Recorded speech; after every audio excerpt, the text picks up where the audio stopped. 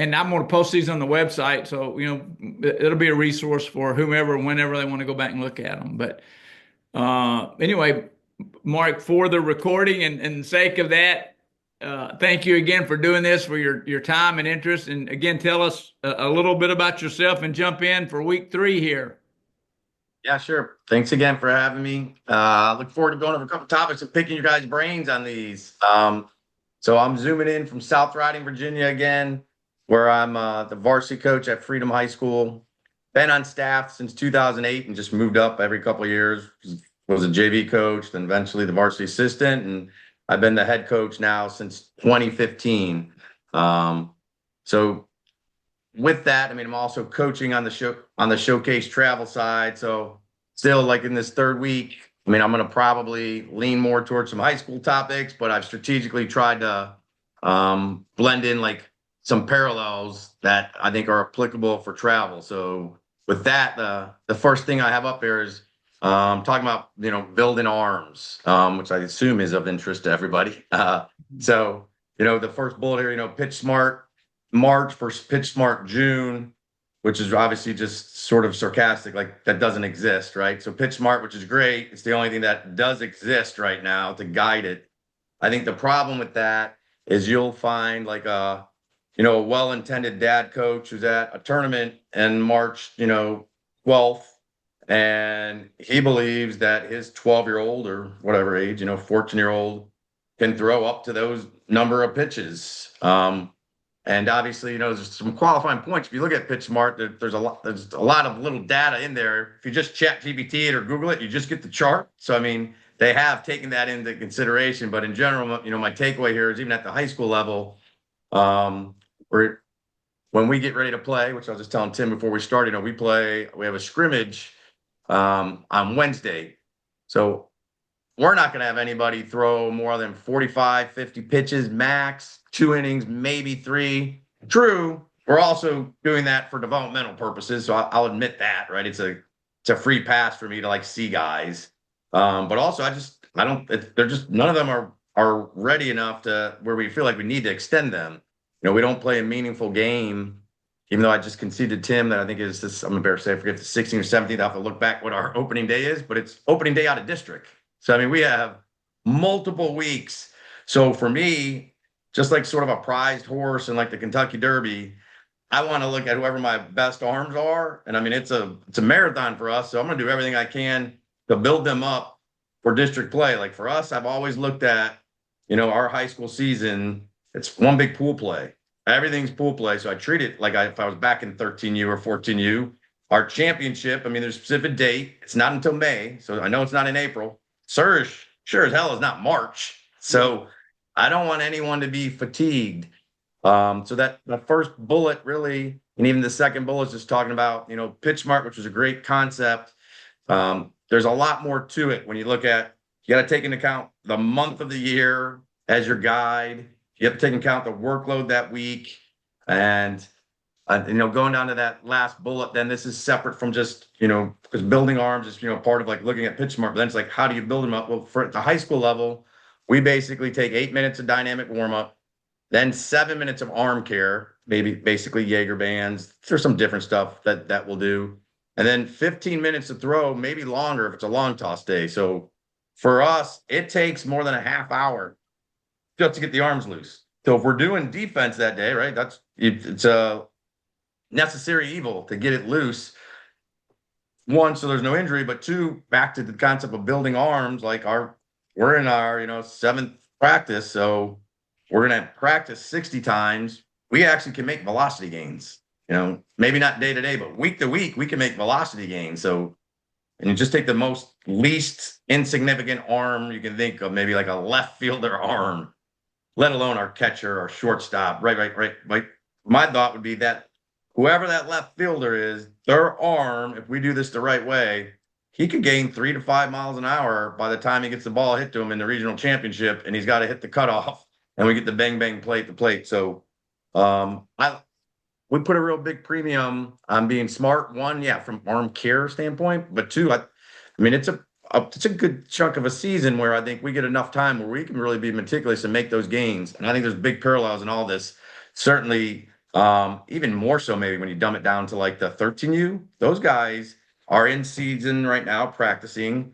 They go longer than high school, right? Right. If you're a 13U player, you're probably playing till July 4th. I mean, if I were to double down, you want me to build someone's arm, and I say this openly to all my buddies who are pitching coaches, like I believe I could get anyone to gain velocity more than anyone in the country. Like that's egotistical, but I can't now. I'm not really good at teaching sliders, curveballs, command. Like I can flirt with all that, but it's not rocket science how to build someone's arm at like the 13U 14 level. It's all the things we talk about. It's just being literally systematic.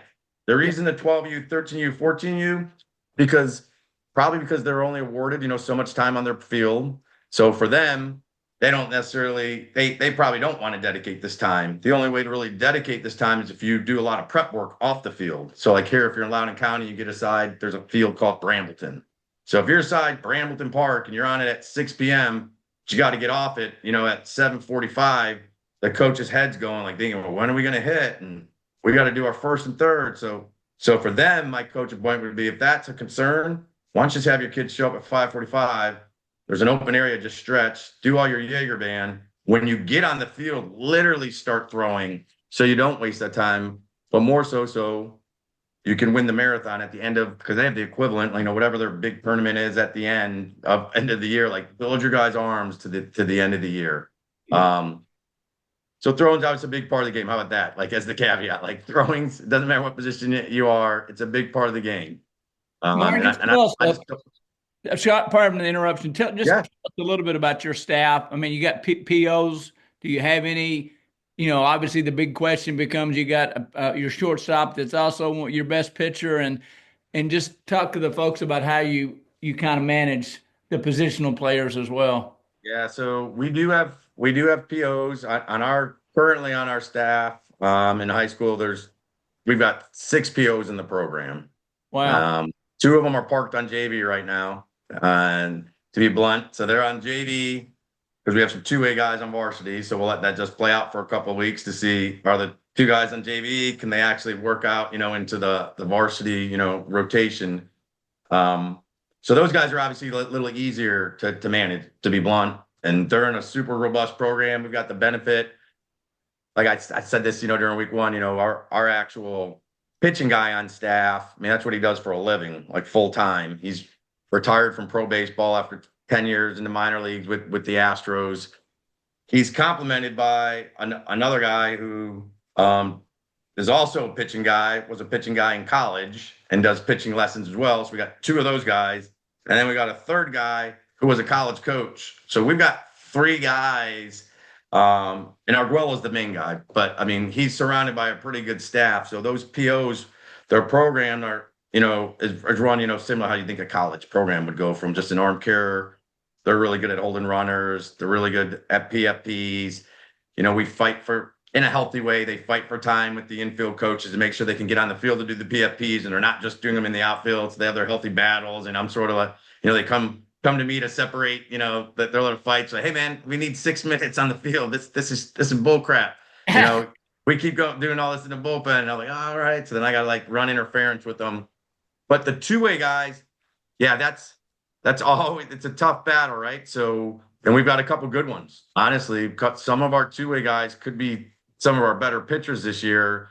So there's no ifs and but they have it the hardest. Because they have to do a lot of stuff either before practice or after practice to get it all in. So they align more for the most part with the offense whenever we're doing it. And then they have to go and get for the most part, like it depends on what we're doing that day for pitchers. But I would say out of a 6-day week, they're at the offense 4 days and then they're making up their pitching stuff. But twice a week, depending on the topic, they don't come with us.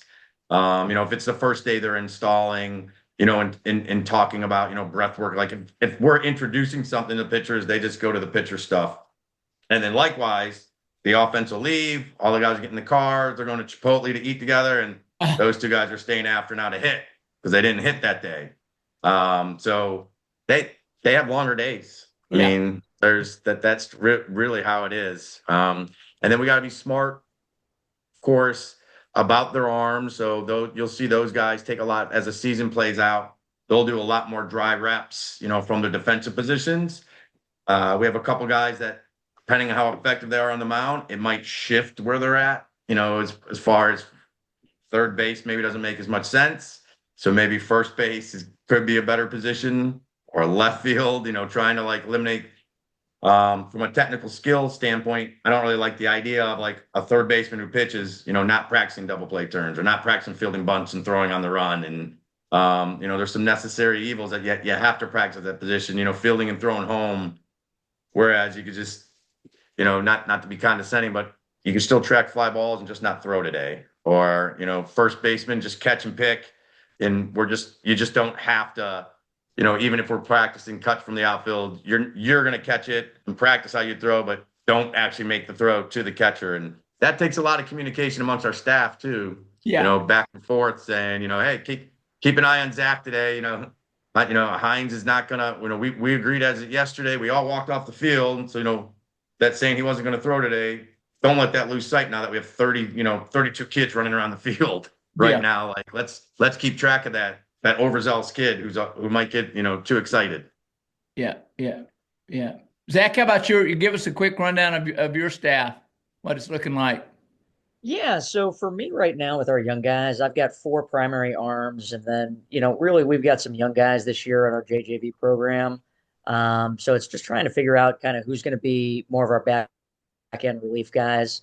Because for us at Walsingham, we don't have three teams. We don't have JJV, JV, and varsity. We just have varsity and JJV. So I've got the fifth through eighth, and then Ian keeps the eighth through the 12th the rest of the way. And so for me, with our young guys, what we try to do is we just try to get them in a solid routine, throwing every other day.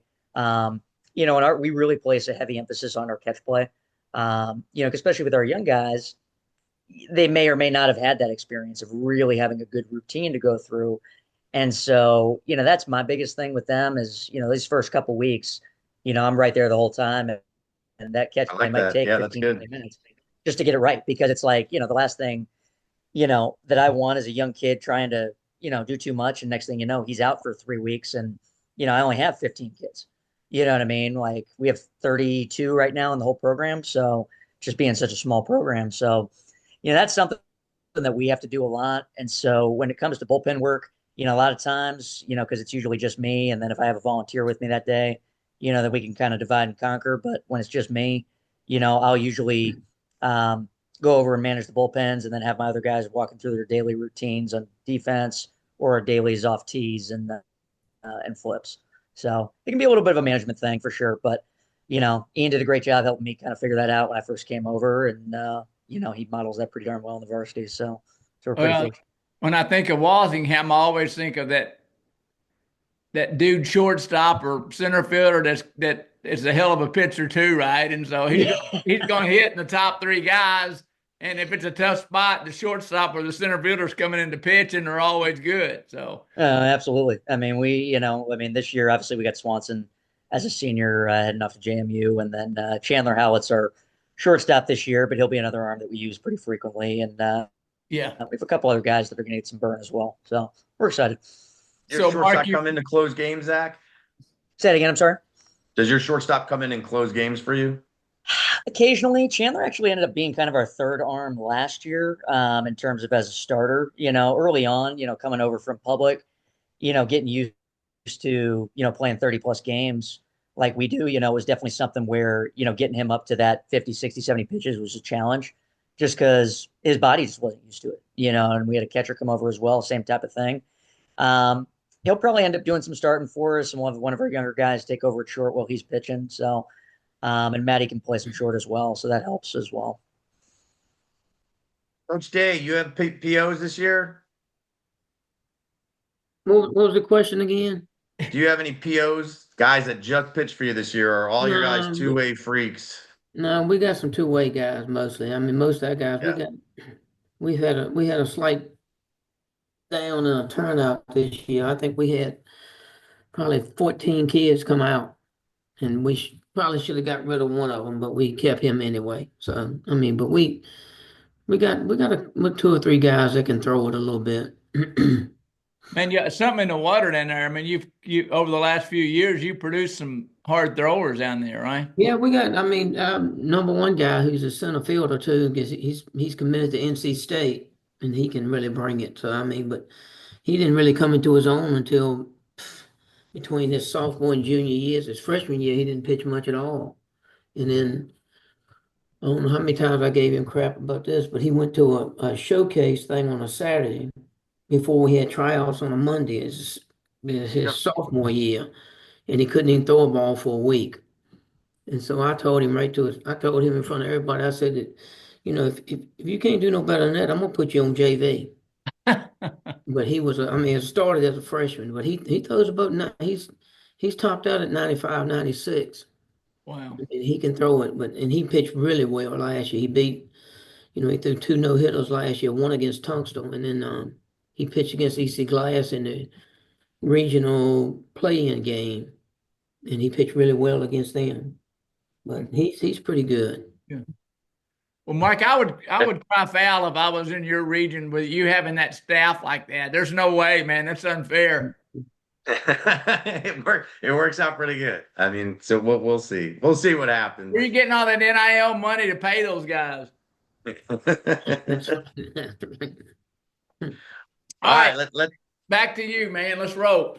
let's talk about tracking what matters. So these are just some things that matter to us. So in general, right? If it's important to you, the whole idea is, you should track it. So for us, quality plate appearances, there are different ways to qualify this. Some people call them quality at bats, QABs or whatever. And for us, we put a premium on hard hit balls.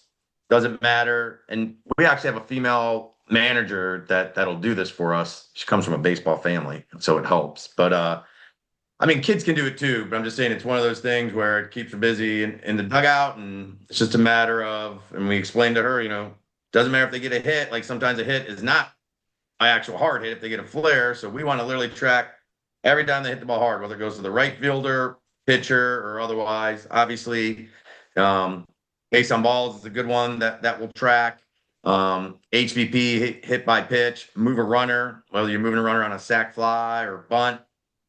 There's a variety of different ways, anyone can, look up and qualify, what's important to you. But us, the premium on this is really getting them out of the mindset of chasing batting average, which is a whole, obviously, as we all know, that is, could send them, down a deep, dark place. And I think, we can all agree, batting average is important, but, there's a point in time when, you got to have enough data to get there. And it could be different for all of us, whether you think it's, 15 where you want to look at it, or 20 or 30, but it's certain there's no reason after the first 2 or 3 games, because that's not going to speak to where you're at. So this itself is obviously perfect for then, and then it just sort of carries its weight throughout the season, so they don't press so much, and you can usually talk about the good things about how good they're doing, and just look at your QPA, and you can't control the fact that guys are making diving catches or that you're just hitting the ball to somebody. So I think it keeps guys inspired by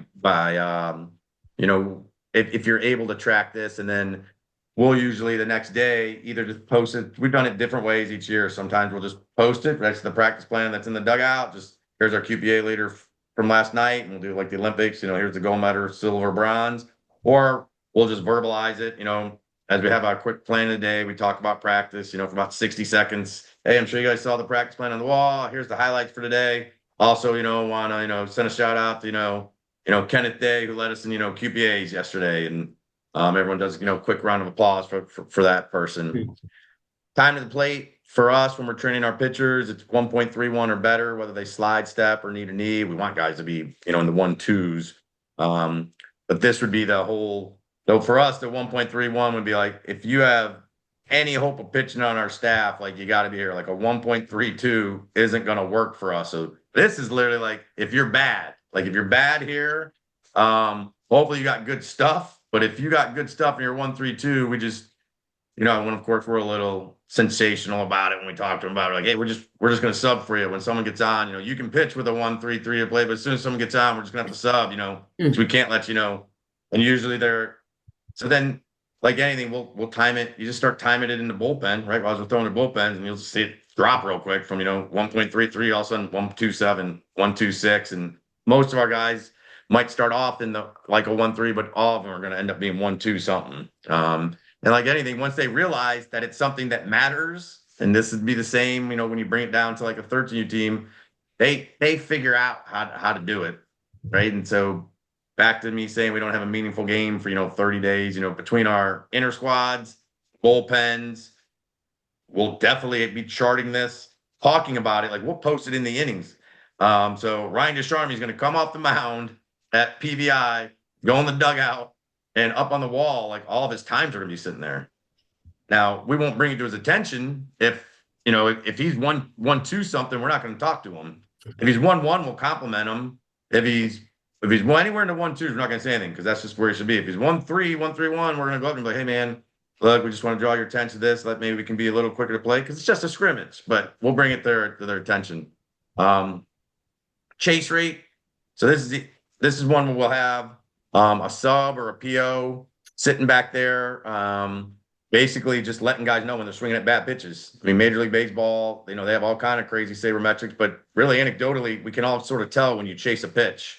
So you can start telling your guys, you get the guys who always come up to you in between innings or after the game, like, hey, coach, did you see anything in my swing? And, it's usually, two great questions for hitters are always like, were you on time? And did you swing at a good pitch?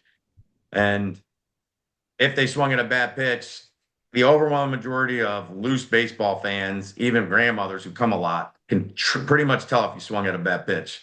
So I think this helps guys a little bit. Again, back to the guys who are chasing unnecessarily their batting average or trying to be good hitters. Once you're going to help and you show them data and it says, hey, over the last 4 games, it looks like you've swung at, 9 bad pitches or 7 bad pitches. So it's just an anecdotal chart. We have a chart that says yes or no. Did you swing at a bad pitch first at bat? Yes or no? And during that at bat, you might have swung at 3 bad pitches, right? So now it's just data that we give them, and then we'll use it as good conversations. Once we get into practice, use it maybe that day if it's on a. Like we have the data, it's sitting on the chart. The other kids who are subs or are the ones who are giving it to us. So I might use it, if it's someone's third at bat and it looks like they're pressing, go up to them and say, Tim, man, you're going to have no problem as long as you just stay off that high pitch. It looks like you keep chasing that high pitch. So why don't we just stay off today? It looks like you swung at it 5 times. And then contact percentage, this calculates in Game Changer, right? So how often a batter makes contact. So this is a good one for us, and it helps us sort of qualify too. This will sort of bleed into like what we do with a 2-strike approach, as in does someone have a 2-strike approach? Well, if they're swinging and making contact a lot, and depending on the contact, this could be one of those things where they'd be a guy that we might not make any adjustments to if their contact percentage is super high, right? These are the guys that probably are at the top of the lineup. Really good bat to ball skills. You could also use this for guys who are elite hitters that can help them. Like for us, Casey Cook, who went to UNC and now with the Rangers, he had a great contact percentage to a fault, right? We had to tell Casey, like, Casey, you're getting yourself in trouble. Like when you swing, you don't miss. So you've got to swing at strikes, dude. Like back to that chase rate, like you're swinging at some balls that most people probably can't get to, and you are, but now you're just hitting, deep fly balls because it's up in the zone. No, you got to stay off that. Your contact percentage for you, is hurting you. So let's make better swing decisions, in general. So tracking what matters, whatever it is that you're going to talk about, try to get some data on it. Whatever it is, time to this list could go on and on. Your time to first. You're going to tell someone to hustle. Hey, you got to hustle and get down there. Like, well, what does that mean to them? Like, what is it? Does your team know like that their time to first is 4.39 versus 4.28? Do they know that they're a 5.12? Like if you're going to talk about something, try to give some data to it. And even if you're not doing it all the time, like a time to first, like at least you do it just so they know, like this is your time. Like these are the best guys down the line. Like you guys should know what your time to first are. So I think this is a really good one too, when you go back to the youth level, just to teach the game in general. Let alone hold I think at the high school level, you hold guys accountable for it. At the youth level, stuff like this is really just how you teach the game. So what, you have anything that you guys ever track that's unique or anything you don't agree with here? Either one? Yeah, I mean, one of the things we track, with my young guys even is we really focus on quality at bat.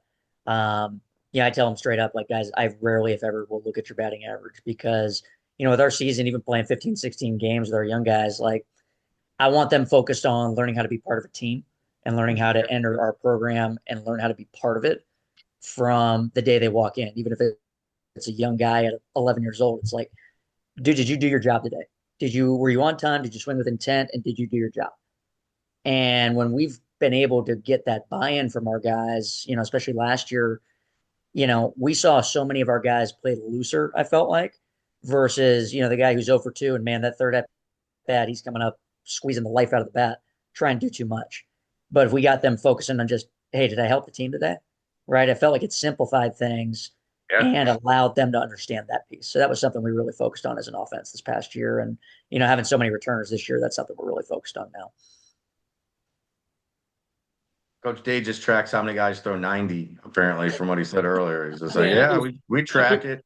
Yeah, I can just do it with my eyes. I don't have to worry about nothing. But I mean, yeah, I used to stop watches all the time for everything. I mean, and try to keep up with it, and we try to keep things as simple as possible for them. We just tell our hitters, we want you to get on base, and we tell our pitchers a lot, keep guys off first base. And I said that's your main job. Pitch to contact, and and we'll mention to them about, you gotta get the ball to home quick, and we'll tell them what time we want it to be there.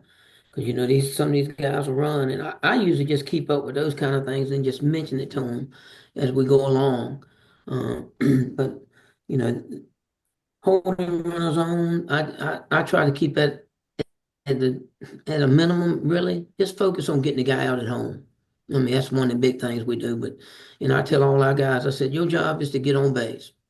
And if somebody's on base in front of you, your job is to drive him in. And just like you said, with the contact percentage, I look at that a lot.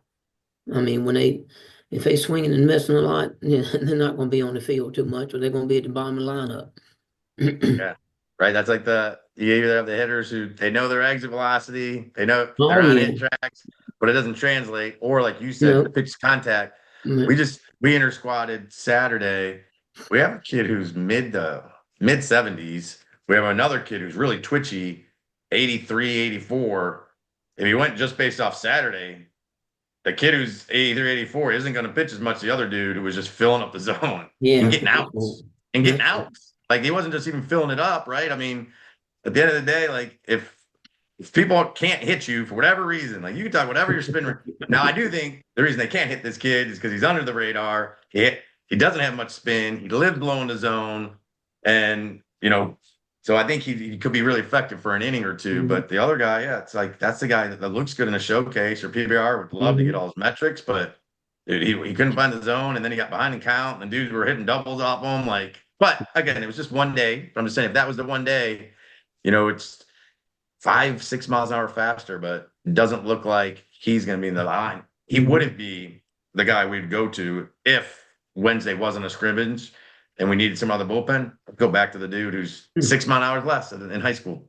It's because he pitched to contact. I mean, that's right. Not to be condescending, but there's not that many good high school hitters in the lineup. Like, so I'll take my shot. Yeah, that's agreed. All right, let's talk about practicing if you expect it. So, like, this is one of those. Again, this could be anything, but the middle infield pick and throws from the catcher. This is one of the big ones. I like to think you see a lot at like the tournament complex with the young guys when they're like, you got to pick that. The first thing as I'm walking, from one field to another, or sitting at a field waiting for that game to end, I'm like, God, I just wonder how much does that dude practice that? Like, and I don't know what the right number is, but as I look at the shortstop, but then who looks mad, sad that he couldn't pick it, you're wondering, like, do they practice that every day, every other day? Do they do it for 10 minutes? Is someone short hopping them balls like on a knee? Do they hit fungos to them to make them short hop? Do they shoot it from a machine? Are the catchers just throwing in a strategically short hop? Like, so then I'm just intrigued in my head. I'm like, I wonder how they do it. Because that dude seems really passionate, like the dude being the coach. Like, he seems really passionate they need to pick it. So I just wonder, like, then what's going through the coach's head? I'll give him the benefit of the doubt. Be like, is the coach thinking we only practice 15 minutes a day, we need to do it 25 minutes? Or is he thinking we've been short hopping it from a knee. I need to shoot them from a fungo with top spin more.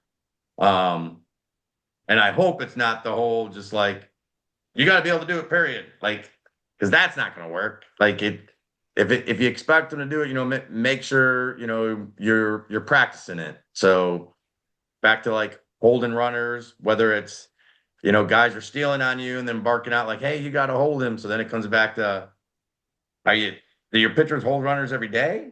Like you might not be able, back to what I said earlier, like maybe you're not on the mound every day holding runners, but are they in the bullpen just like practicing that?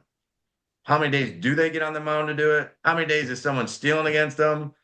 And holding runners, there's different parts of that. So are you teaching them timing? Like, do they know that they shouldn't hold for different counts because people steal on them? Do they know the difference between a slide step and knee to knee? Do they know which one's better for them? Do they actually know their velocity from a slide step to a knee to knee to regular?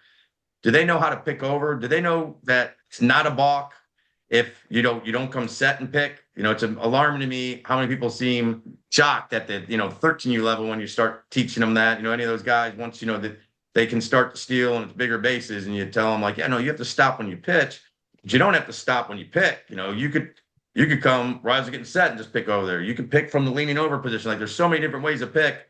So back to just when you say, hey, you got to stop them again. Just if you expect them to hold runners, hopefully that coach is practicing that. Bang, bang plays the plate. I mean, that's, the equivalent to a soccer goalie giving up like the goal or hockey goalie. And it's big moment because everyone scores. And, he's got to be able to get that. So again, just if you think it's important that your catcher should get that, come up with different ways to do plays at the plate. And again, some of them should be at the plate itself, but you could go off to the side in the bullpen and you could have a coach in the bullpen hitting fungo to the catchers that are there, and just, depending on what your surface is. And I get it's a different service, but I think that's actually good. Jumping off topic from this, like we've bragged before that I think we have some pretty good infielders we've developed. And I think it's because we'll field on our Bermuda grass. That's one surface. We'll field on the dirt cutouts just to get a different bounce. We'll go over onto our turf. It's we don't have a turf field, but I mean, we have the front of our dugout is artificial turf. And so we'll use that as a different bounce. We go next to our field, which is black gravel. And we actually have about 6 or 7 dozen crappy balls that are in our first base shed that we use on rain days. We'll break those out and we'll hit balls on that surface. So that's 4 different ground balls. Then we do it off our gym floor. That's 5 different ground balls that our infielders do. So same with the catcher. Obviously, it's great to get them at the dirt because it bounces, but I think it's also challenging if you can find, different surfaces for them just to practice, balls come into the plate. And moreover, not just the ball, but particularly there's different ways to simulate without having people sliding, sitting it down where people take, some of the big ball bags or a duffel bag, you can fill those up, put it on a string on it, and just pull the string past, you time it up where the POs love this. So if you can put like a rope on a duffel bag filled with whatever, it could be baseballs, it could be pillows. Duffel bag's about just 8 feet up the line, sit on a rope, like fishing, and then all of a sudden someone throws a ball in, doesn't matter where, from the pitcher's mound, first base, third base. You could actually throw from left field, center field, right field. But you time it up right where that ball bounces, and you try to pull the duffel bag past across the plate, and the catcher's got to catch it and tag whatever's coming by. Whole point again, just practice it. If you expect it, outfielders hit and cut off. So it's back to the whole, whatever you're going to bark out. I like to feel comfortable if we're going to get on somebody, between innings. Hopefully we're getting on them, because it's something they should be accountable for. Otherwise, there's plenty of times early in the season where we've looked at each other as a staff and talked about like, man, we really got to work on that. Like we got exposed, and it could be, and it's going to happen probably Wednesday, fly balls, communication. Like we haven't done that. We haven't been outside twice, once on the field actually. So we have not done fly ball communication. Seems so basic, but that's something I could imagine we'll get snake bitten by on Wednesday. Someone's going to collide with each other or just not know how to read a fly ball in the lights. And you'll be like dumbfounded. Like it's not the first time you did it, but like anything, sometimes it's not like riding a bike. If somebody actually has, 85 mile an hour exit velocity with backspinning the ball in the infield and it happens to not go to your shortstop and it's, God forbid, it's like your first baseman who's got to go somewhere near the fence to field that. But we can practice those and eventually we will. Like we'll set up our machines and we'll shoot balls and we set that hack attack like a turret. We had an ATEC infield machine and we have a boatload of hack attacks and we'll shoot balls that do go up, spin, and they'll flirt with the fence on purpose. But of course, we haven't done it yet. So, but that's just like a good example of like, man, he's got to be able to get that. It's like, well, hopefully you're practicing it, if you expect the kid to do it. That'd be, I think, the takeaway here. What's one thing you guys think that you could get snake bitten for that you haven't practiced yet? You haven't practiced yet, but you really know you always do practice it. Mm-hmm. Well, we did pop-ups today, by the way. I'm glad you mentioned that. Did you? Dude, it was snowing here, dude. No, it's cold and raining here, but we still went out. So Good for you. but the communication thing is a big thing, and I mean we try to do as much as possible because that we don't want to be surprised in a game. I mean we do everything. I think we do everything, but once in a while I'll get the players together, especially the seniors, and say, what do we need to work on today? That's one of the things. That what do we need to do? What do y'all need to do? And then just like when we maybe a hitting day, I ask some guys, what do you need to work on today? Instead of just me saying, hey, here's what we're doing today, like first, third, or bunt defense or something. And a lot of the infielders say, I need some ground balls. And I said, Yeah. how you done? So let's get it done. And that's the main thing. But just trying to cover as much as possible in the shortest time as possible to get them ready to play. That's the hard part. I mean, I wish we could just not have school in it and just have them practicing 5 hours a day, and we could actually get something done. So. Yeah. Look, the hitting, I think that's pretty valuable with trying to have conversations with hitters, right? So we'll script specific practice plans Mm-hmm. and everyone's doing this. But to your point, Coach Day, sometimes that, what everyone's doing right there, that's so systematic. If you don't build time at some point to ask the kid, like, what do you want this round? Mm-hmm. Like, do you want me to throw? And it's funny, like, especially the better hitters, it's not always like, hey, feed me fastballs. Like, Mm-hmm. kids will tell you, like, hey, can you throw it on the outer half? Coach, can you spin balls to me? Hey, I want to try to pull it and elevate it. I want to try to hit away, whatever it is, I think that's a good one where you ask kids like, on any topic, but I'm saying particularly like hitting, like there's sometimes once they get old enough, they'll know what they want and what they can benefit from. And that in itself too, I think it shows a lot of respect for the kid. You can build rapport with them and they're like, well, I appreciate your systematic practice plan, and in their head they're thinking, but wow, you're asking me what I want to do during this round. All right, cool. Right. They get a little buy into the program. So I think that's a good one. Coach Hines, what have you not done this year yet that you really want to get to that might keep you up at night? Yeah, I think the big one for us right now is our pick plays. We did a little bit of it in winter training this year, but not as much as I would like. We haven't been out on the field, as much with all the crazy weather. We actually ended up getting out today, same in the rain. But, really for us, the first couple weeks is just really building in, getting the boys into their routines, getting their catch play right, getting their daily defense right, little things like that to kind of build the structure. And then we tend to add more of our pick plays, things of that nature later. So it's one of those. We got our first scrimmage here on Wednesday, and I'm a little like, oh man, here we go. But it'll be something that got to be patient with them until we get it right. But just like Coach Date was saying, there's so much to do, this time of year, and just at some point you almost have to pick your spots and say, okay, what do I need to get done right now? And it's like, man, what do I got to get to, in the next couple of weeks, Oh, for sure. Like, right. It's one of those, once you get to like, whatever the number is, practice 30, 40, then it like seems like, wow, all right, how can I reinvent this and make this exciting? Whereas the first couple of weeks, I feel like, man, I don't know if there's not enough time. Like, I feel like I got to have, like, back to Coach Day's point, like, I need a 6-hour practice. That's right. I mean, how can I get all this packed in And I guess the reality is, right, you can't. Like, so that's it. You got to just prioritize, and there's really no right answer, but to each of our programs, whatever is important to us, you just got to sort of like be systematic and just keep chipping at it and chipping at it and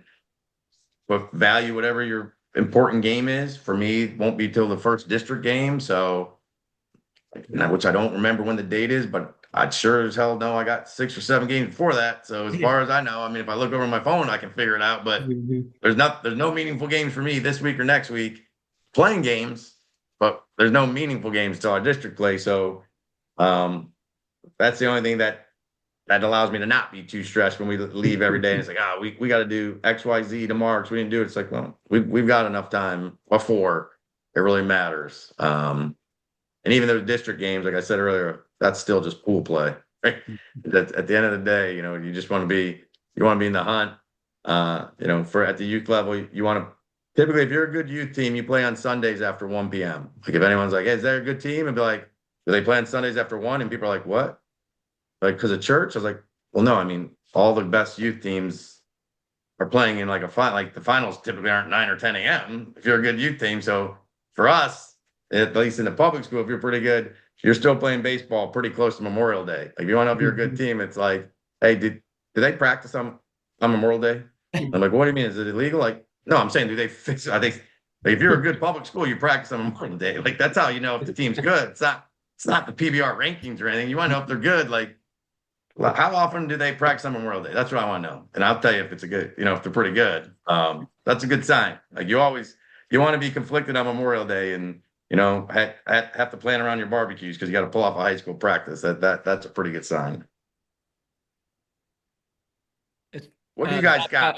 I was just going to add, you talking about pickup plays. I was talking to Billy Wagner, who played in the first pitch scrimmage this weekend last night about some other things, but he was just talking about, like, he said, I don't know how many bases they stole on us because we hadn't really worked on our pick plays, and I didn't really care. That's not what I was trying to get out of this weekend scrimmage, right? And so he said we didn't pick. I told him not to pick. Don't worry about it. We're working on some other stuff. So, and I'm thinking as you're talking, Mark, as I think back on my career, I mean, I was fanatical about scripting a beautiful practice plan, and I think, okay, if I critique myself, it's like I tried to do too much every day and end up just running through, right, and not getting enough quality in because I wanted to get pick plays in. I wanted to get bunt defense in. I wanted to get, run our base running in. I want to get blah blah blah. And so I think that's what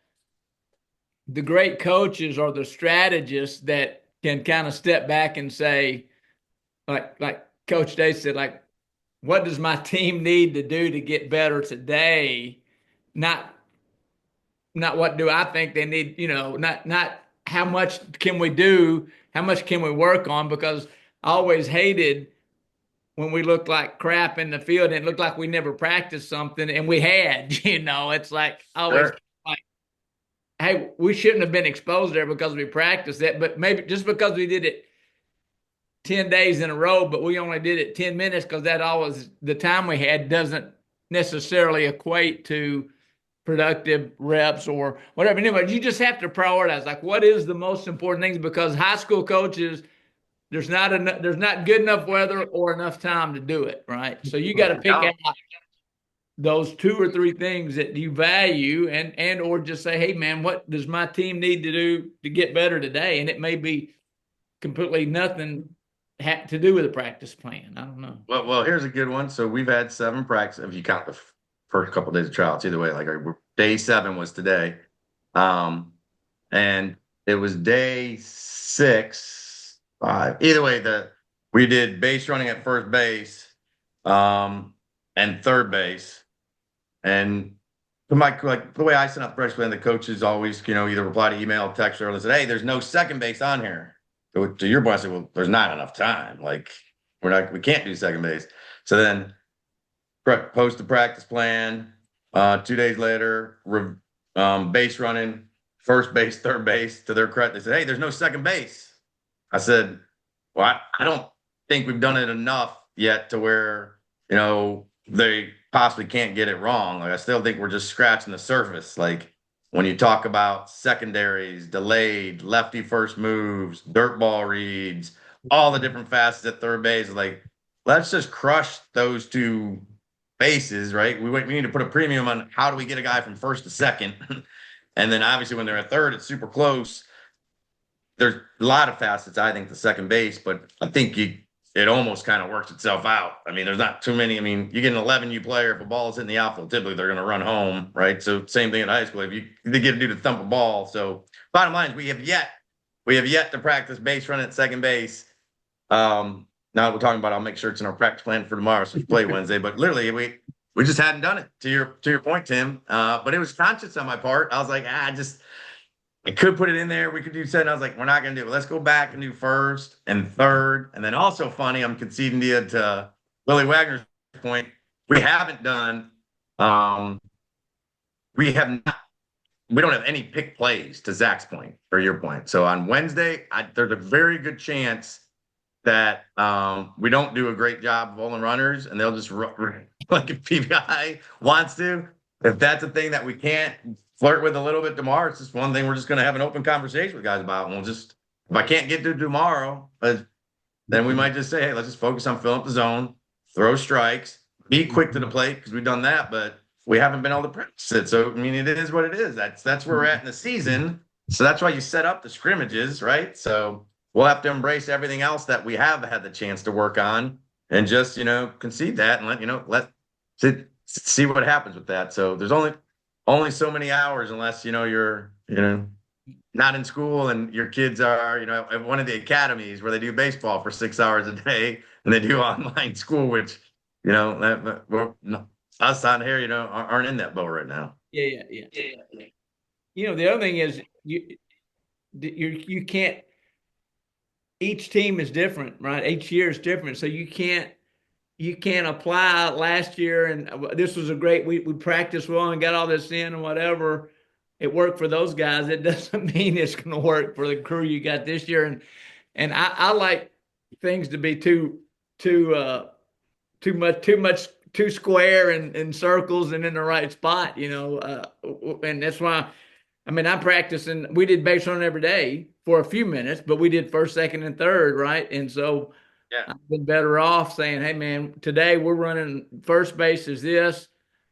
It looked beautiful because I had, you go to the ABCA and see all the colleges doing all this. Everybody's doing something, but it's productivity. Yeah. It's not, it's activity. It's not necessarily productivity, but that's we'll get to that though, too. Just to clarify that, I endeavor to do that. We will get there. We'll do the, we call it TCU. That's how stole from Tugwell.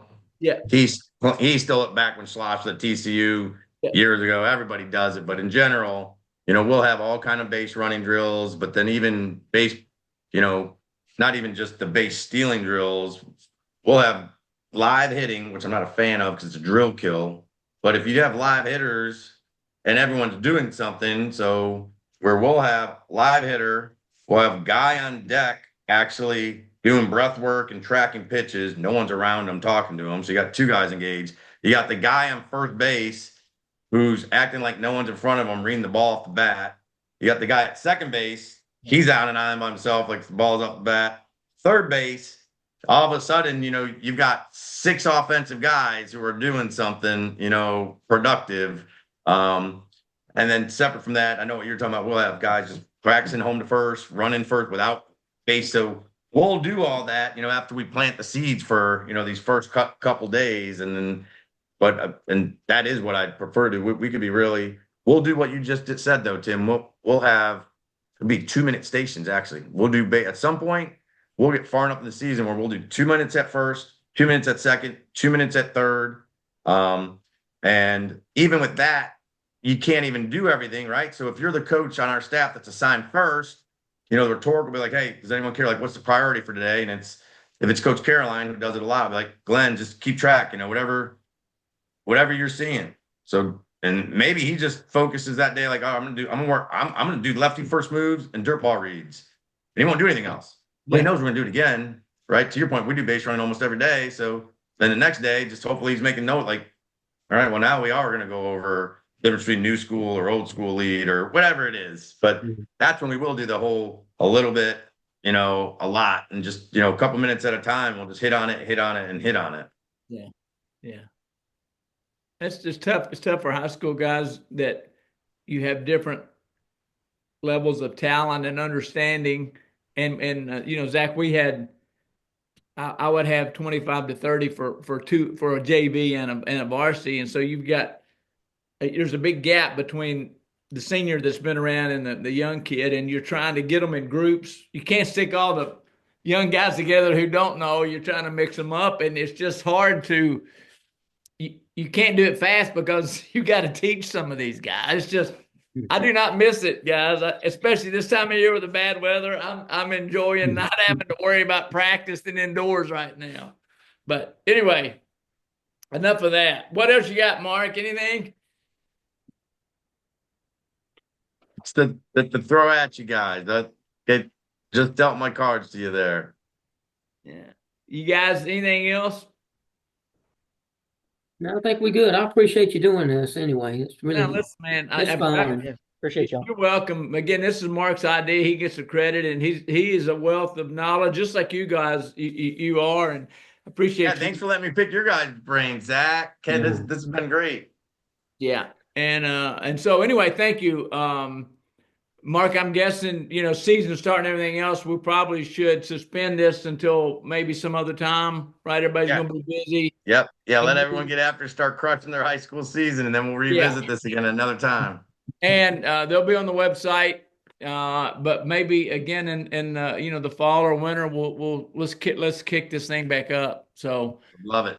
again, many thanks, and guys, best of luck to you guys, and I'll be keeping my eyes on you, and holler if VBCA can do anything for you. All right, All right. Appreciate you guys. Appreciate see you y'all. guys. Appreciate it. See y'all. All right. Take See care. you, buddy.